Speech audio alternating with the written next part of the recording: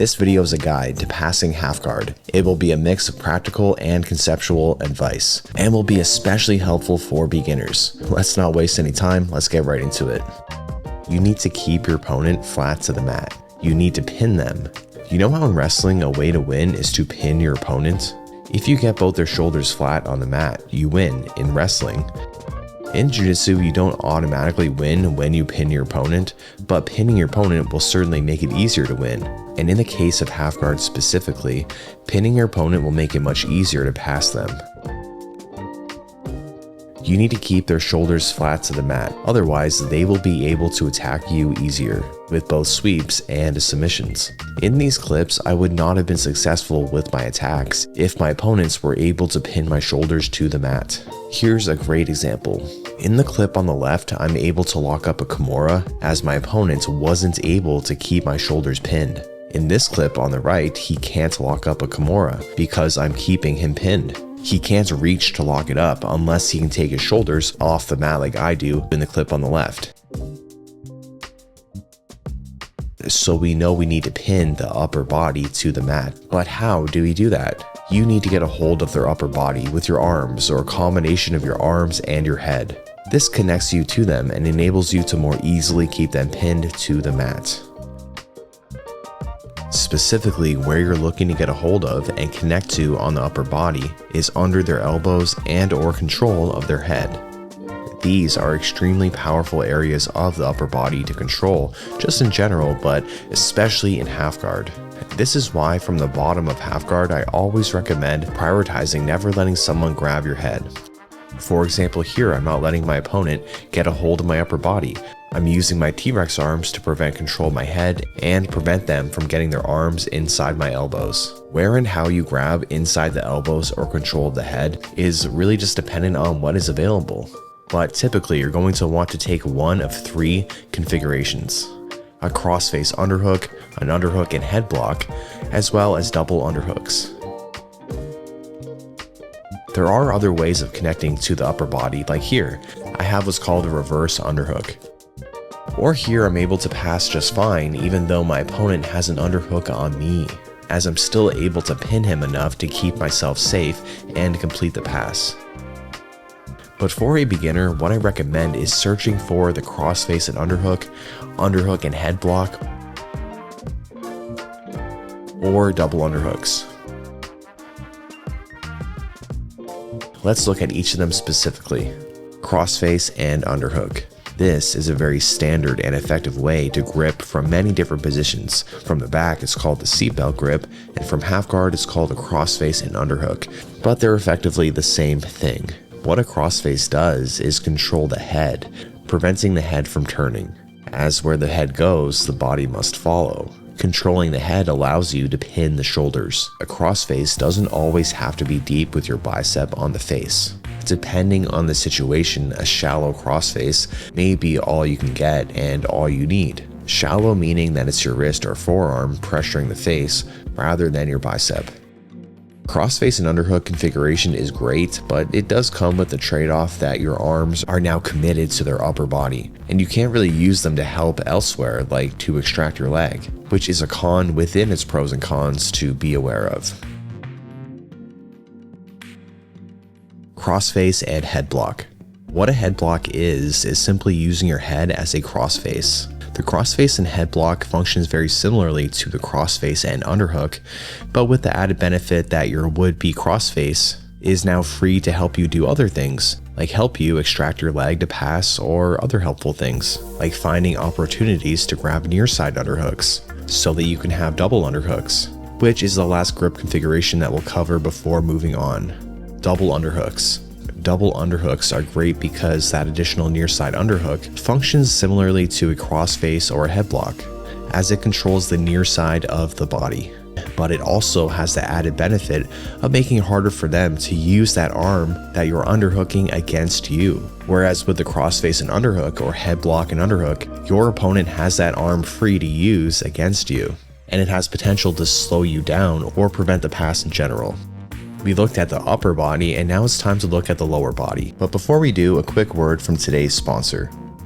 Jiu-Jitsu can get complicated fast. There's always another detail, another technique, another layer to learn, and it's easy to think that progress comes from adding more and more on top. But some of the greatest improvements I made haven't come from complexity. They came from simplifying what really matters. And one of those things was hydration. It sounds basic, but when you really look into it, a lot of people are missing that key piece. They're drinking water, but they're not replacing what they're losing when they sweat. Sodium, potassium, and magnesium. Those minerals play a huge role in how your body functions. And when they're not there, your training just isn't as efficient as it could be. That's why I started using Element. It has no artificial sweeteners, no junk. Just the right amount of sodium, potassium, and magnesium, the minerals that your body needs. And ever since I started drinking Element, I've been able to roll as many rounds as I want. I'm especially enjoying their new sparkling cans. They are super tasty. And half the amount of electrolytes, but the same scientifically backed ratio. And now you can grab a free sample pack with any order using my link, so you can try their most popular flavors. Get yours at drinkelement.com/JordanTeaches. This deal is only available through my link. You must go to drinkelementc.com/JordanTeaches.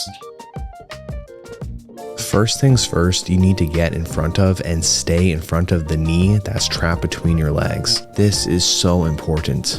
Just like you need to pin and immobilize the shoulders, you also need to pin and immobilize the hips. And you can do that much more easily with the knee of your outside leg in front of your opponent's inside knee. Pinning their hips will help prevent things like them extracting their leg to put you in close guard. Or bringing their outside leg in front of you to use as a knee shield or butterfly hook, in which cases you'll have then regressed within the lower body battle.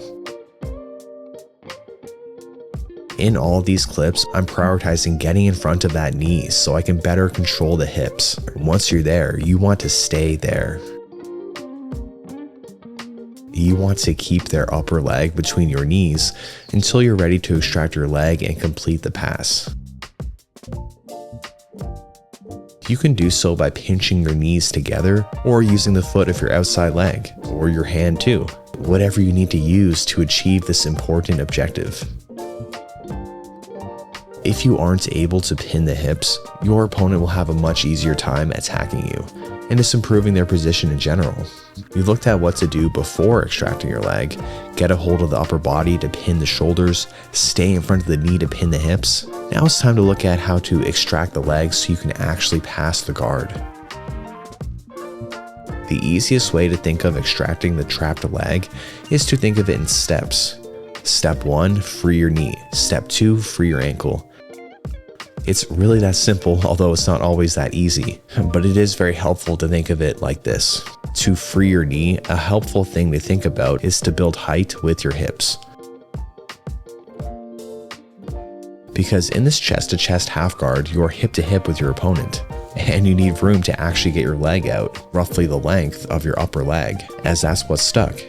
One helpful tip if your knee remains stuck is to shake up and down, as it makes it much more difficult for your opponent to keep a hold of your knee.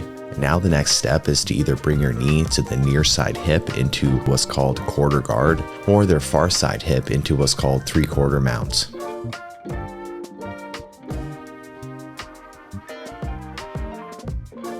You can now move on to the next step of freeing your ankle, freeing the trapped ankle. Let's start with quarter guard, where your knee is located at the near side hip. Available from here is what's called a knee slide. The knee slide is one of the most common ways to pass half guard, and for good reason. It's quite effective. What you want to do is keep your hip nice and low, hip to hip, and angle your knee outwards. To free your ankle, usually but not always, you'll need the assistance of your non-trapped foot to help you free your trapped foot. The knee slide is the primary pass you have available when you're in quarter guard, so let's now move on to 3/4 mounts. Mount entry. Mount is a great option from 3/4 mount, as from here, you're basically in mount except your ankle is trapped. To free your ankle and enter mount, you can use the foot of your free leg, the instep of that foot specifically, to help pry out your trapped foot into mount. Far side knee slide. What a far side knee slide is using your non-trapped knee to pry out your trapped knee. By bringing it to the other side, the far side. I really like this one because it often comes as a surprise, as it's maybe a bit unorthodox, but it being unexpected just makes it more effective. Lastly, we'll look at the rolling back attack, a move in which you'll actually not be looking to free your ankle, as your trapped ankle will act as a hook once you take in the back. I have an old video all about the rolling back attack, so check that out if you want a more in-depth breakdown. Backstepping. The last section of this video is about backstepping. Backstepping is a very powerful way to extract your leg, but I think of it as something that's more so opportunistic. If you feel your opponent momentarily not adequately controlling your leg, often a big step backwards will free your leg. This is especially true against half guard butterfly, but also is true for the standard half guard.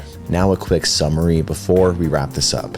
Pin your opponent's hips and shoulders to the mat. Do this by controlling their head and inside their elbows. Use your arms and your head to do so. Focus on this more so than any specific configuration. Now free your knee. Build height to help you do so. Once your knee is free, position it to either hip. Now free your ankle. And finally, backstep if the opportunity presents itself. Note that there are other ways of passing half guard, but what I've included here is what I consider to be very much the meat and potatoes of passing half guard. So I hope it was helpful. Alright, if you want to learn more about Jiu-Jitsu concepts and Jiu-Jitsu theory, then check out my Jiu-Jitsu theory course. If you want to learn more about techniques suitable for beginners, then check out my BJJ beginner course.